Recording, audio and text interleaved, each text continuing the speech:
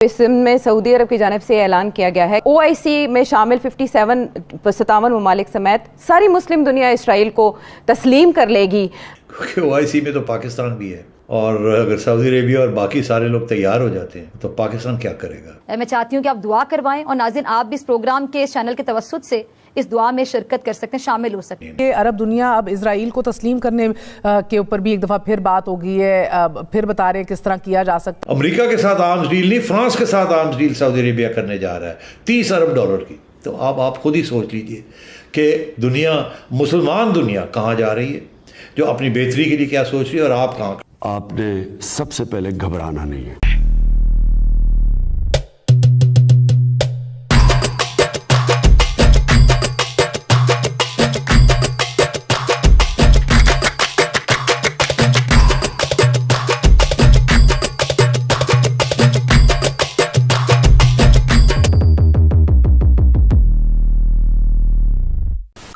पाकिस्तान पूरी दुनिया का ऐसा एक वाहिद मुल्क है जिसके पास अपनी कोई पहचान नहीं है, जिसके पास अपना कोई इतिहास नहीं है, अपना कोई वजूद नहीं है, अपना कोई कल्चर नहीं है। उसके पास जो भी है सब अडोप्टेड है, थोड़ा बहुत अफगानिस्तान, थोड़ा बहुत तुर्की से, थोड़ा बहुत सऊदी अरबिया से, थोड़ा बहुत हमसे। तो मिक्सचर कल्चर होने के बावजूद भी ये अपने आप को इस्लाम का सबसे बड़ा ठेकेदार समझता है, जबकि इन सबको पता है इन सब का जो पापा है वो है सऊदी अरबिया। इस्लाम का जनक वहीं से ही है। फर्जी ठेकेदार को लग गई मिर्ची। सऊदी अरबिया ने OIC में एक इजलास बुलाया। इसमें 56-57 देशों से इजराइल को मान्यता देने के लिए बात कही जा रही है। इजराइल को मान्यता देंगे एक देश के रूप में।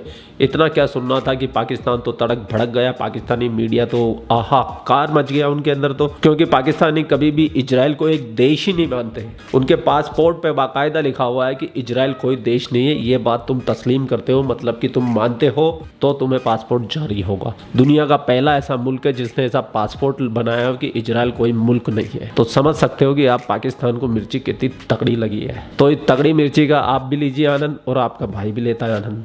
मिलते हैं लास्ट में, ठीक है।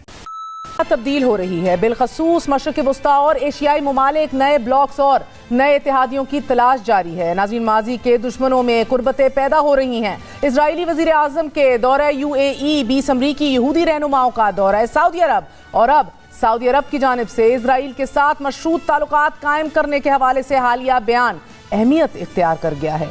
तुर्क नशरियाती इदारे अनातुलू की रिपोर्ट के मुताबिक अक़वाम मुत्तहिदा में सऊदी अरब के मुस्तकिल मंदूब अब्दुल्ला अल मौलमी ने अरब न्यूज़ को इंटरव्यू देते हुए कहा है कि अगर इजराइल फ़लस्तीनी इलाकों पर 1967 में किए गए कब्जे से पीछे हट जाए तो सऊदी अरब समेत 57 इस्लामी ममालिक इजराइल के साथ ताल्लुकात मामूल पर ले आएंगे। मशरिक़ वस्ता में अरब दुनिया और इजराइल ईरान के खिलाफ एक ब्लॉक की सूरत में इकट्ठे हो रहे हैं, तो एशिया में पाकिस्तान, चीन और रूस को अमेरिका मुखालिफ ब्लॉक के तौर पर लिया जा रहा है, जबकि अमेरिका पाकिस्तान की बजाय खित्ते में हिंदुस्तान को ज्यादा अहमियत देता आ रहा है। मिडल ईस्ट की जिसमें बड़ी तब्दीलियां, बड़े चेंजेस देखे जा रहे हैं। हम UAE की पॉलिसी देखें या सऊदी अरब की पॉलिसी, इसराइल की जानिब कुछ नरम पड़ती दिखाई दे रही है। और सेठी साहब, इसमें सऊदी अरब की जानिब से ऐलान किया गया है कि अगर 2002 का जो पीस इनिशिएटिव था, प्रपोजल, उस पर इसराइल अमल कर लेता है तो OIC में शामिल 57 ममालिक समेत सारी मुस्लिम दुनिया इसराइल को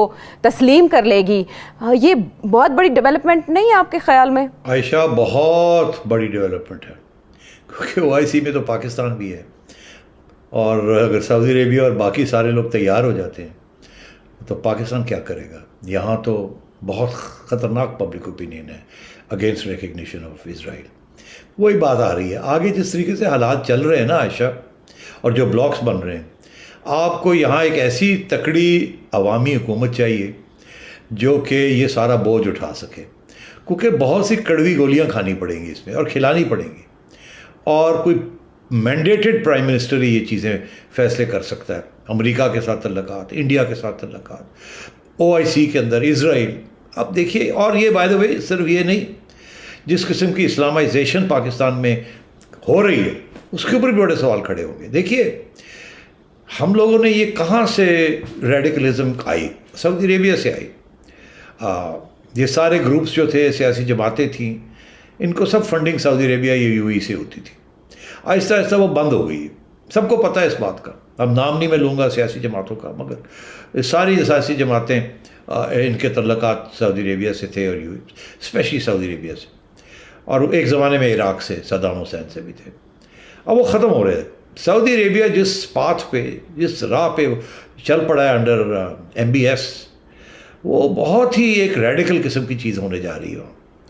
अभी मतलब है कि अभी वो इसराइल को आप समझते हैं रिकग्निशन कितना बहुत बड़ी बात है।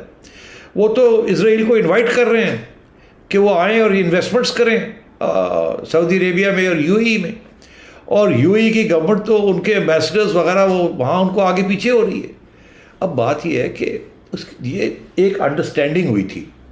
अभी उस अंडरस्टैंडिंग के अंदर डोनाल्ड ट्रंप के ज़माने में इन्होंने कुछ डील्स हुई थी, और वो ये भी थी जिसके अंदर बड़े हथियार भी मिलने थे UAE को और सऊदी अरेबिया को उनकी डिफेंस के लिए, F-16, F-35 and so on and so fourth, drones, जो कि अभी रुके हुए हैं क्योंकि अभी वो इसराइल वाला जो मामला है वो आगे नहीं बढ़ सका। और वो अब आगे बढ़ेगा, और वो बढ़ेगा, और वो जब बढ़ेगा तो सारा प्रेशर पाकिस्तान पे आएगा। मैं सिर्फ इस्लामाइजेशन की आपको बात बताता हूँ। अभी हाल ही में MBS ने अनाउंस किया था कि अब वो सऊदी कोस्ट लाइन जो है वहाँ एक नया जोन बनाने जा रहे हैं। वो मतलब दुबई से भी आगे बढ़ रहे हैं। वो बीचेस, टूरिज़्म, वो चीज़ें जो कि यहाँ ममनू हैं, वो सारा कुछ वहाँ करने जा रहे हैं। अभी हाल ही में उन्होंने ख़वातीन को ड्राइविंग की इजाज़त दे दी, जो कि सदियों से कभी इजाज़त नहीं थी।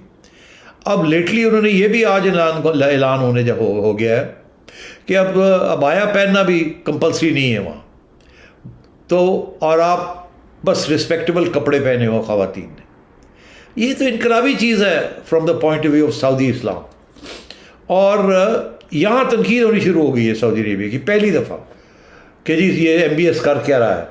तो ये रोल बैक हो रहा है उस वहाबिज़म का जो कि सऊदी अरेबिया में 70 साल से और उससे ज़्यादा से उसके किंगडम ऑफ साउथ के साथ जो अलायंस था वहाबिज़म का विद द रॉयल फैमिली, वो टूट रहा है।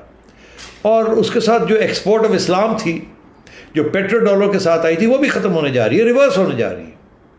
तो मैं ये समझता हूँ कि इस किस्म की फंड्स की रिक्वायरमेंट है, और आवाम की बेहतरी के लिए ये वो जो 400 अरब डॉलर का प्रोजेक्ट है, वो कितना, $400 बिलियन, वो प्रोजेक्ट MBS बनाने जा रहा है वहाँ कोस्ट के ऊपर। वहाँ एक नई दुनिया बनाने जा रहा है लेजर के लिए, टूरिज़्म के लिए। Tourism is the biggest industry in the world right now. ये कोविड की वजह से थोड़ा सा नुकसान हो गया, मगर ये अब जब जैसे साइंस तरक्की करेगी और ये कोविड की पाबंदियाँ भी आहिस्ता आहिस्ता 1-2 साल में ख़त्म हो जाएंगी, तो ये सारी जो है ना सर्विस इंडस्ट्री की तरफ जा रहे हैं। और वहाँ वो सबसे पहले उन्हें इस बात का एहसास है कि हमारी तरफ से जो रेडिकल एक्सट्रीमिज़म और जो इस्लाम के एक्सपोर्ट करते रहे और जो प्रोपेगेट करते रहे सियासी तौर पे एक मज़हब को, वो अब बंद करनी पड़ेगी।